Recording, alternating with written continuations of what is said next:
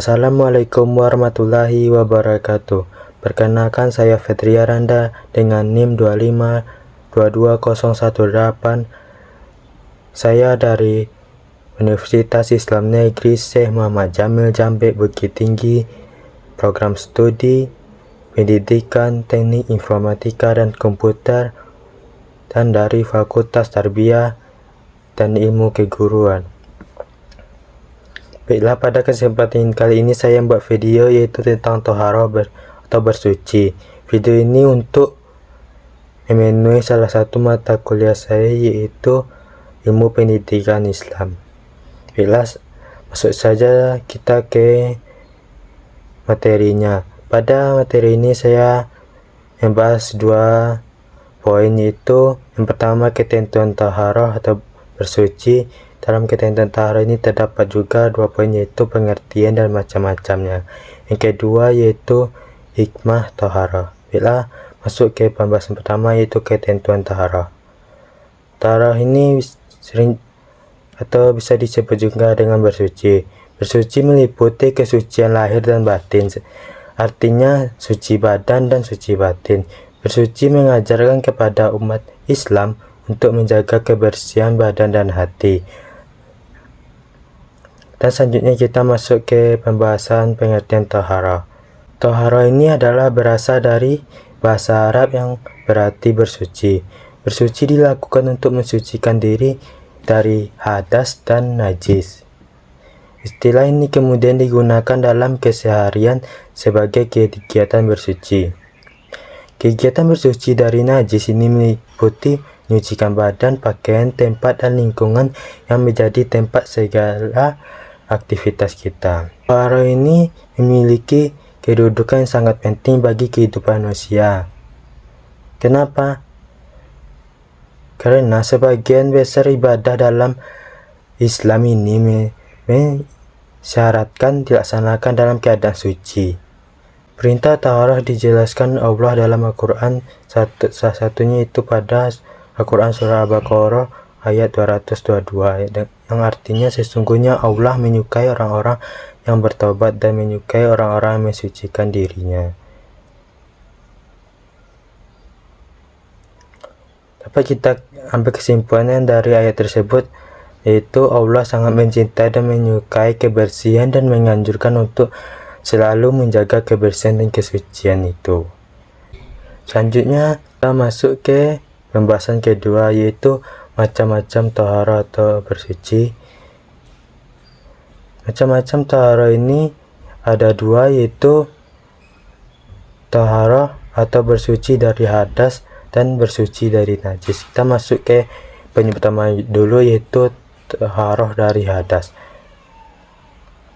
Toharoh dari hadas ini secara bahasa berarti peristiwa.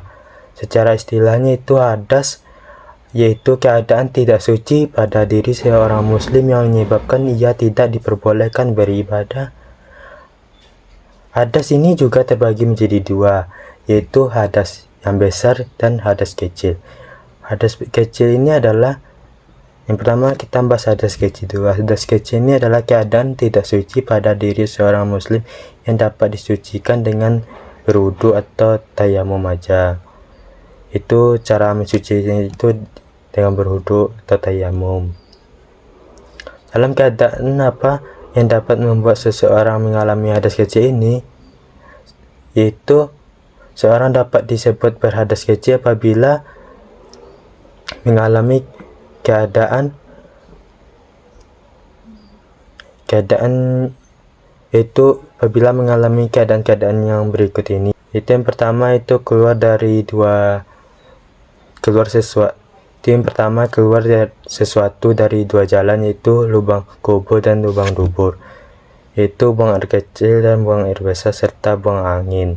Yang kedua itu hilang akal seperti mabuk, gila, pingsan, dan tidur. Selanjutnya itu bersentuhan kulit dengan lawan jenis yang bukan mahram tanpa ada batas yang menghalanginya. Yang keempat yaitu menyentuh kemaluan dengan telapak tangan. Yang kedua kita masuk ke hadas besar.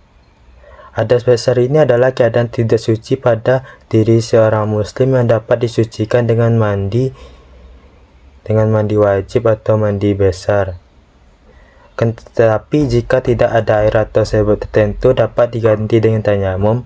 Keadaan yang dapat menyebabkan seorang berhadas besar adalah sebagai berikut. Yang pertama, keluar mani baik karena mimpi atau hal yang lain bagi laki-laki. Yang kedua, haid bagi perempuan. Yang ketiga, melahirkan atau wiladah, yaitu darah yang keluar saat seorang perempuan melahirkan. Yang keempat adalah nifas, yaitu darah yang keluar dari setelah seorang perempuan melahirkan. Yang kelima itu melakukan hubungan suami istri. Selanjutnya itu meninggal dunia kecuali bagi orang yang mati syahid. Selanjutnya yang poin kedua, yang tadi kan toharohnya dari hadas, sekarang toharoh atau bersuci dari najis. Najis secara bahasa artinya itu kotor. Secara istilah adalah najis adalah kotoran yang menjadi sebab terhalangnya seseorang untuk beribadah kepada Allah. Bersuci dari najis yaitu bagaimana membersihkan suatu dari najis. Najis ini terbagi menjadi tiga, yaitu najis mukhafafah dan najis mutasawitah dan serta najis muqalladah. Najis yang pertama itu najis mukhafafah. Najis mukhafafah adalah najis yang ringan seperti air kencing bayi laki-laki yang belum berumur 2 tahun dan belum makan apapun kecuali air susu ibu. Cara mensucikannya yaitu dengan membersihkan air pada benda atau tempat yang terkena najis tersebut. Kedua yaitu najis mutawasitah atau najis sedang. Yang sebelumnya itu ada najis ringan. Najis mutawasitah ini adalah najis sedang. Najis ini dibagi menjadi yaitu najis mutasawitah hukmiyah dan najis mutawasitah ainiyah. Najis mutawasitah hukmiyah adalah najis yang diyakini ada tapi tidak nyata wujudnya. Cara mensucikannya adalah cukup dengan mengalirkan air pada benda atau tempat yang terkena najis. Kedua yaitu najis mutawasitah ainiyah adalah najis yang tampak wujudnya dan bisa diketahui melalui bau maupun rasanya. Cara mensucikannya dengan menghilangkan wujud, rasa, warna, dan baunya menggunakan air suci. Contoh najis mutawasitah yaitu seperti darah, nanah, bangkai binatang, air kencing, dan sebagainya. Selanjutnya kita masuk ke pembahasan ketiga, yaitu najis yang macam yang ketiga, yaitu najis muqalladah, yaitu najis berat.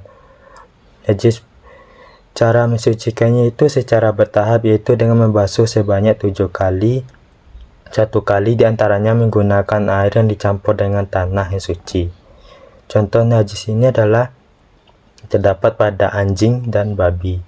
Adapun yang berasal dari anjing dan babi seperti air liur, daging, darah, dan air kencing, dan bulu dan kotorannya. Baiklah, itulah macam-macam dari najis dan hadas. Selanjutnya kita masuk ke pembahasan poin kedua, yaitu disebutkan pada awal video tadi, yaitu membahas tentang hikmah taharah. Hikmah taharah atau bersuci dalam keseharian itu adalah sebagai berikut. Yang pertama itu menyempurnakan iman, karena Rasulullah menegaskan bahwa kebersihan adalah sebagian dari iman. Kedua yaitu mendorong diri untuk semakin dekat dan taat kepada Allah. Ketiga, menambah kekhusyukan dalam menjalankan ibadah seperti sholat contohnya. Yang keempat yaitu terhindar dari beberapa macam penyakit karena kurangnya kebersihan. Baiklah, hanya itu penyampaian tentang taharah dari saya, yaitu yang pertama ketentuan taharah, yang kedua hikmah taharah. Saya akhiri dengan mengucapkan Assalamualaikum warahmatullahi wabarakatuh.